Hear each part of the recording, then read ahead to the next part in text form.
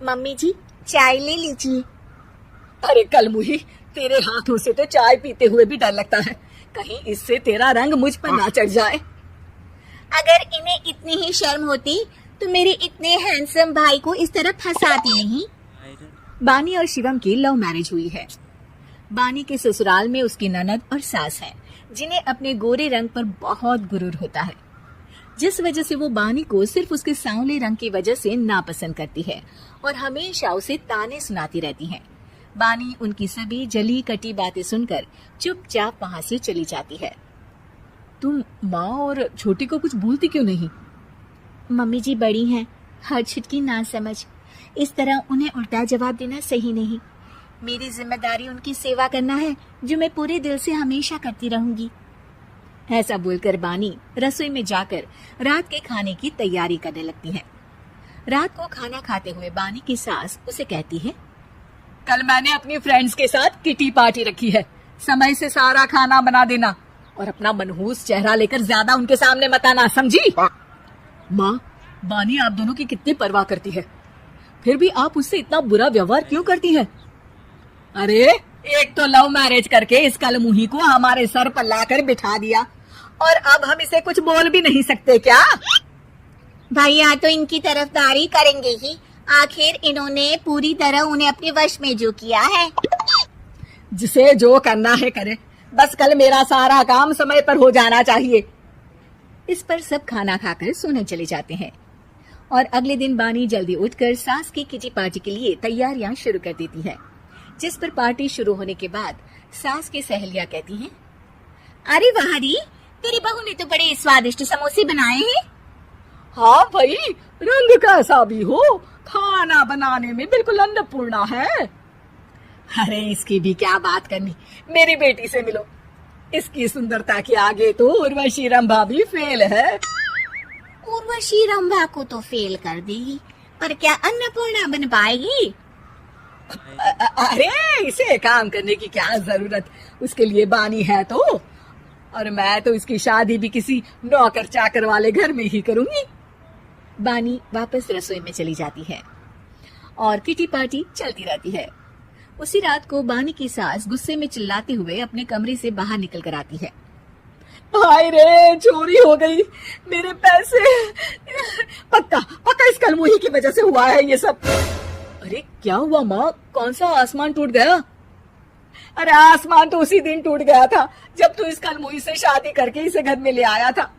खुद तो आई ही, अपने साथ साथ मनहूसियत का काला साया भी मेरे घर ले आई। अरे हुआ क्या माँ? अरे मेरी तिजोरी में रखे पैसे कहीं गायब हो गए, सुबह ही देखा, अरे यहीं रखे थे। क्या आप मुझ पर चोरी का इल्जाम लगा रही हैं? अरे काली बिल्ली पर भी क्या कोई मनहूसियत का इल्जाम लगाता है?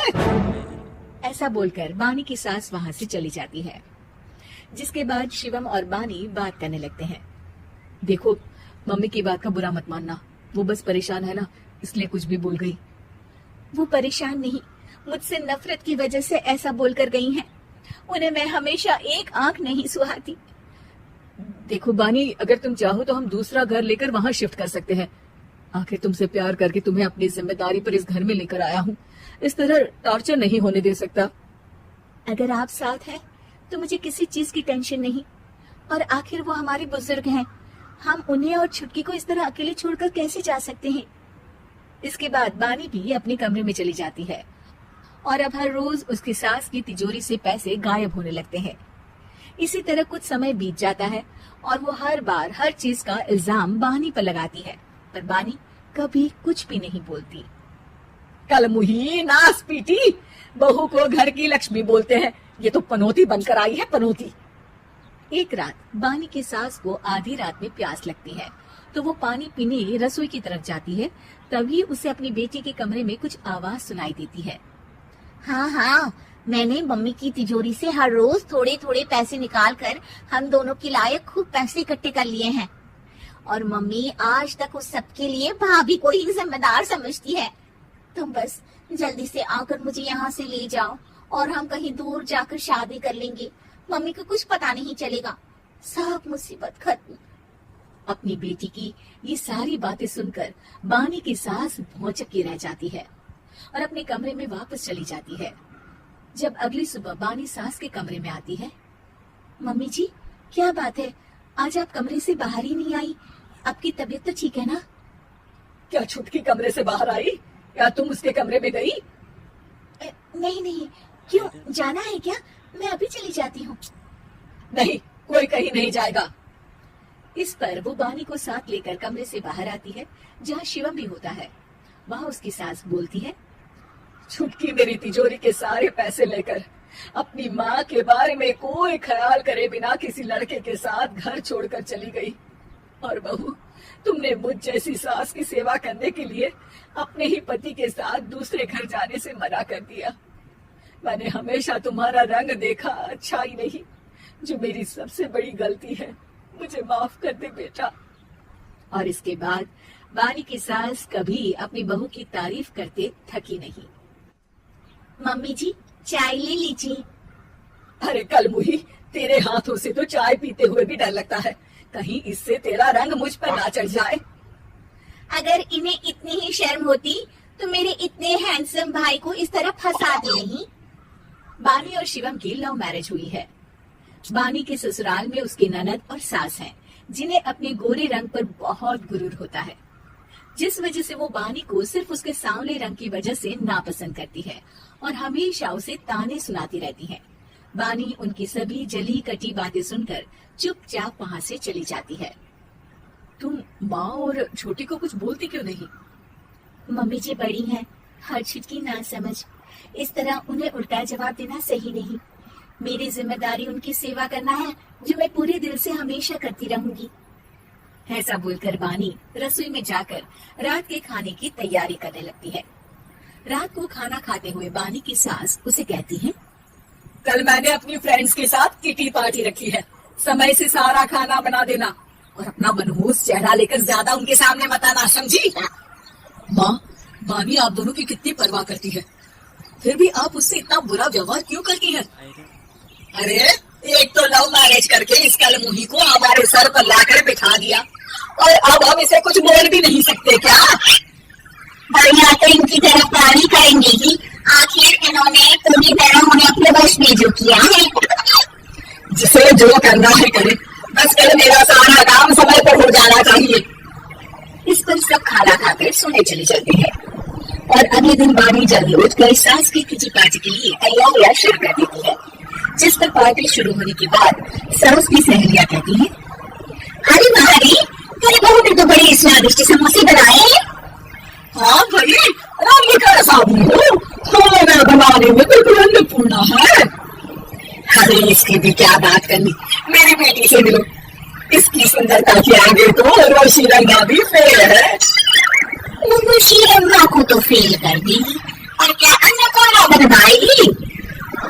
अरे इसे काम करने की क्या जरूरत, उसके लिए बानी है तो, और मैं तो इसकी शादी भी किसी नौकर चाकर वाले घर में ही करूंगी। बानी वापस रसोई में चली जाती है और किटी पार्टी चलती रहती है। उसी रात को बानी की सास गुस्से में चिल्लाते हुए अपने कमरे से बाहर निकल आती है।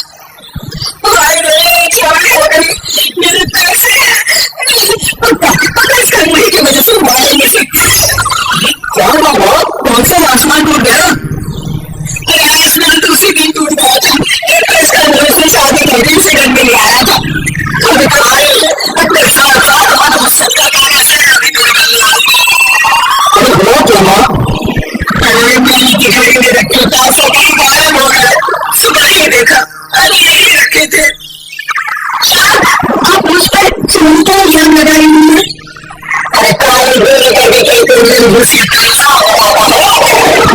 ऐसा बोलकर बानी की सास वहीं से चली जाती है, जिसके बाद शिवम और बानी बातें करते हैं।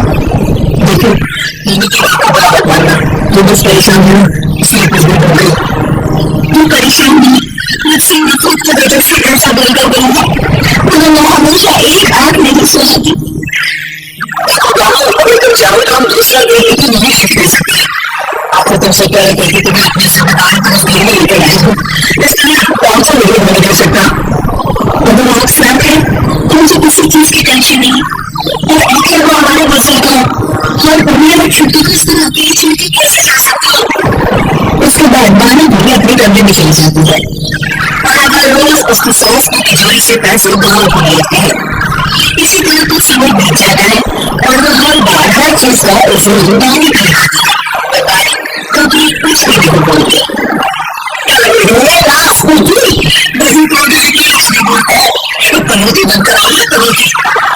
एक रात बानी की सास को आधी रात में प्यास लगती है और वो पानी पीने रसोई की तरफ जाती है।